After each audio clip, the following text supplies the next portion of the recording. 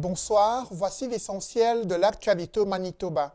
Alors que les opérations militaires israéliennes s'intensifient à Gaza, le sort des otages préoccupe la communauté juive résidant à Winnipeg. Certains ont manifesté ce dimanche devant le Musée canadien pour les droits de la personne. Ils appellent à la libération des otages. Une femme juive originaire de Winnipeg aura été elle aussi prise en otage par le Hamas. C'est du moins ce que soutient son fils résidant à Tel Aviv.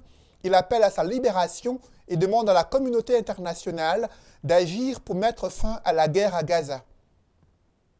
You know, soldiers are not surgeons. They can't save one person from I don't think it works like that. War is chaotic, and also from the side of Hamas, that they took the prisoners as leverage, and if they lose that leverage, then they don't have use for them anymore. So it seems to me that she is more at risk. Parlons de toute autre chose à présent. Le 3e gala annuel de l'art islamique s'est tenu ce dimanche au Musée des Beaux-Arts de Winnipeg. L'événement a mis en lumière la beauté de l'art et de la culture islamique. À l'occasion de la célébration du mois canadien de l'histoire islamique, des artistes ont exposé des œuvres qui retracent la contribution des communautés musulmanes dans la société canadienne. De nombreux visiteurs étaient ravis de découvrir la richesse de cette culture islamique.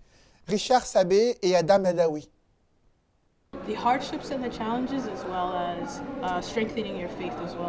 Pour la première fois, le gala annuel d'art islamique était célébré au Musée des Beaux-Arts de Winnipeg ce dimanche. L'événement a pris son envol sur Zoom il y a 3 ans à peine et trouve aujourd'hui sa place au WAG. We have so much talent within our community, and I think it's really important to showcase that, especially in places like these. Like, this is a great venue, like, to be part of the Winnipeg Art Gallery. It's really exciting. Les organisateurs se réjouissent de pouvoir célébrer leur culture et promouvoir les artistes de la communauté.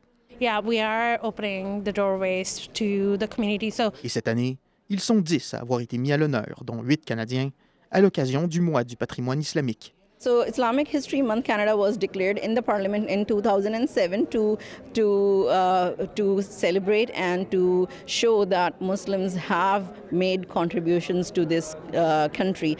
Omar Oudin, notamment, un artiste et calligraphe d'origine pakistanaise, a offert une séance de création avant d'ouvrir une discussion sur son processus artistique. See, Arabic calligraphy is a very therapeutic and a meditative art. Using words and geometry alone, you can create this fantastic piece of artwork that could be really mesmerizing to everybody.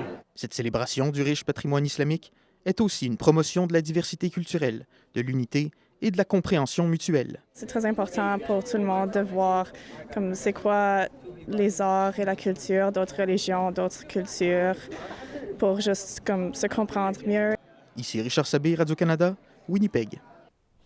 Parlons à présent des passionnés de science-fiction, de jeux vidéo et dessins animés qui étaient très nombreux à l'exposition Comic-Con. Des célébrités du monde du cinéma, des auteurs de bandes dessinées et d'autres créateurs ont échangé avec des partisans au centre des congrès de Winnipeg et certains ont choisi de s'habiller comme leur personnage préféré. Yeah, no, it's been wonderful. We've been out here. I've been a presenter. He's been part of the Ghostbusters group, and then we've been doing other cosplays and meeting a lot of friends we hadn't seen in a while and enjoying it, and then meeting new friends who are, where we have mutual fandoms that we enjoy. Mainly just to see around everyone else's costumes, the atmosphere of it all, and of course, I really like making a smile on a kid's face when they see me walk by. It's my favorite part. Dans l'actualité, après 2 mois de grève, les employés de la Société d'assurance publique du Manitoba sont appelés à se prononcer sur une nouvelle offre de l'entreprise. Selon le syndicat, les employés doivent voter dès demain lundi. Dans un communiqué, le syndicat révèle que l'offre est basée sur une augmentation salariale de 12,2% sur 4 ans. Et pour terminer, le club de hockey montréalais a défait les Jets de Winnipeg 4-3 samedi au Centre Bell. Durant les tirs de barrage, Nick Suzuki a permis aux Canadiens de remporter le match avec une belle feinte et un tir du revers. Les Jets affrontent demain les Rangers de New York. Un match qui s'annonce riche en émotions au Centre Canada Vie à Winnipeg. Blake Wheeler, ancien des Jets, évolue désormais chez les Rangers. Merci, c'est tout pour ce bulletin. Bonne soirée.